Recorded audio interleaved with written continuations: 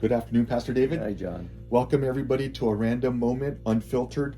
Pastor, recently in the news, here are some of the headlines that have been actually going on where sometimes you see coverage and sometimes you don't. And my question from this is going to ask you, is there a biases in the news?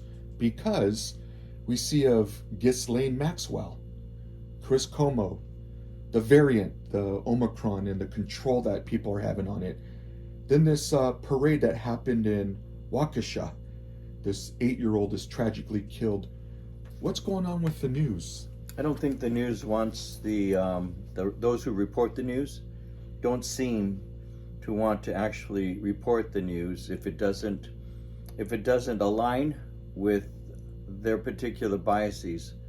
I believe that things that are newsworthy, like Chris Cuomo, who is suspended from being a commentator or whatever, a host for his own program. I believe it's on CNN.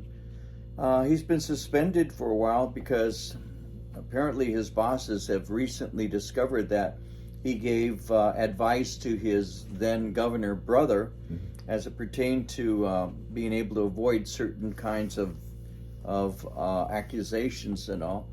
And so suddenly the people who are in charge have come to realize that he did that, which in fact those have been things that were well known for the last several months. That's not new news. It's just been hidden. Or Hunter Biden and his laptop and things that pertain to that. Those things have been hidden. When you know as well as I, John, that we're at Donald Trump, his son, Junior. If it were one of the Trump's kids, that would have been front page news, from day one. So yeah, there's a bias in the news. There's no doubt about it. I mean, I saw the report on that horrible killing of children and a child and adults at the Waukesha Christmas parade, and somebody wrote and said that a car drove through and killed people. A car did, apparently by itself. So if it doesn't fit the narrative, then it's not going to be reported. It's not going to be honestly reported. And so, no, there's been a bias for a long time, but John, the bias is clearly being exposed now. But the news won't report on itself. You're not going to be seeing people from these cable programs actually reporting on their own malfeasance. They're not going to. And so, yeah, there's a lot of bias in the news, and you can't really trust what they're saying. You just cannot.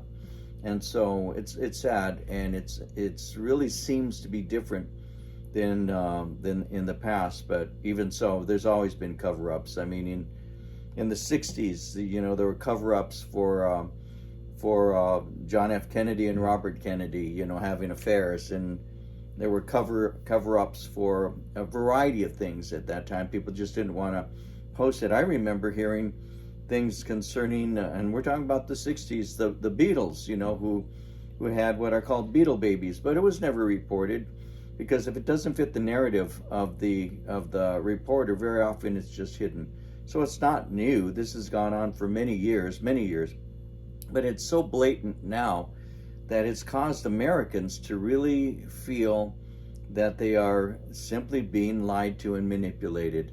With Dr. Fauci, who is, the supposedly the emblem of all true science, when in fact he's changed his mind so many times, and he's said so many things that are just not proven to be factual, and yet people are still listening to everything he has to say. So yeah, there are biases in the news.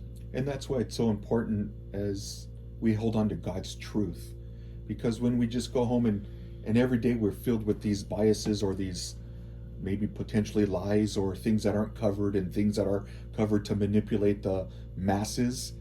This is why I appreciate you teaching the word week in and week out, because we have truth to hang on to. Well, it gives us discernment. The Word of God is intended to make us wise. to give us understanding, to give us discernment, to be able to make judgments. What is right, what is wrong.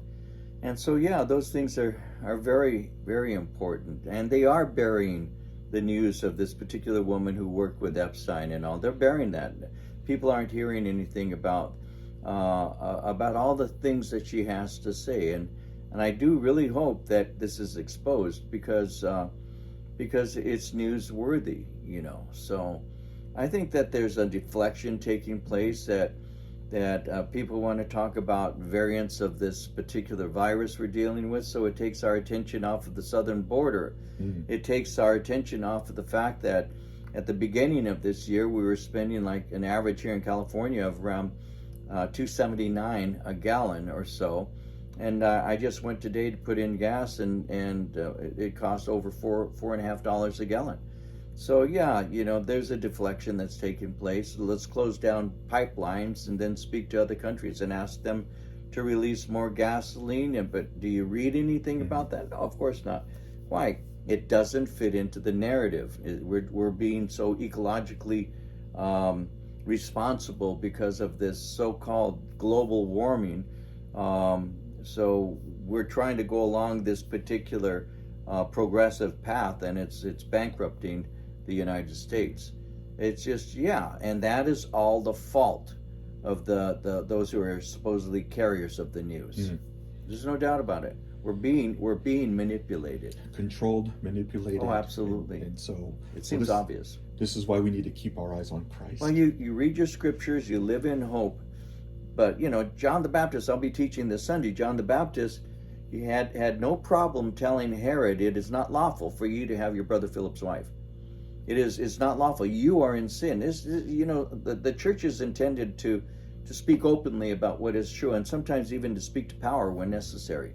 And so it's not like we're out there trying to pick fights. It's that there is something called right, there is something called wrong, and we're supposed to be the voice, a prophetic voice even in this nation. And so we ought to speak about it. We ought to share about it.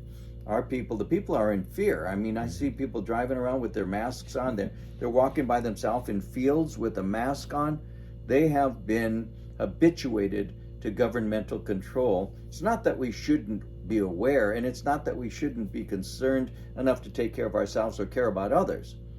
But the fact of the matter is we have also been manipulated into believing certain things simply because there's going to be an election pretty soon, and it's a way to control people. It's a way to keep people from having to go to the polls to actually personally vote, so there can be a manipulation of some sort of the results. I truly do believe that. No, that's not a conspiracy. I really do believe that does take place. Well, I was going to ask, not sounding as a conspiracy theorist, but this is something that's been planned long ago. It seems obvious to those at least with eyes to see. Right. It seems obvious. This wasn't something they just invented today. Oh, no. So, well, with that, you mentioned John the Baptist. This Sunday you'll be speaking on John the Baptist and Mark, and want to invite you guys to come on out and join us. Services at 8:30 and 10:45, and you'll be looking at Mark chapter 6. Chapter 6. And so come on out, church family. We do look forward to having you. And Pastor, thank you so much to remind us that we're to keep our eyes on Jesus. Amen. And to look up, for our redemption draws nigh. That's right. So Pastor, thank you again. Thank you guys for tuning in, and God bless you.